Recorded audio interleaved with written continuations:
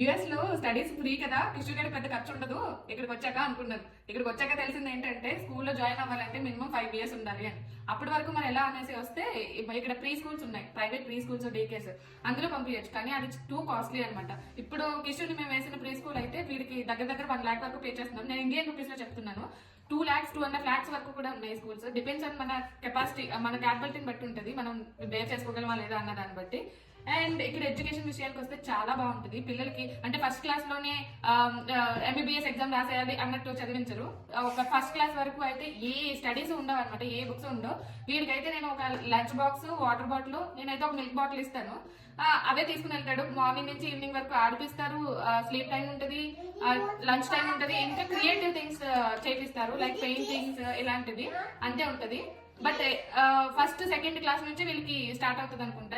అప్పటి వరకు no numbers, no A B C, no shapes, no colours.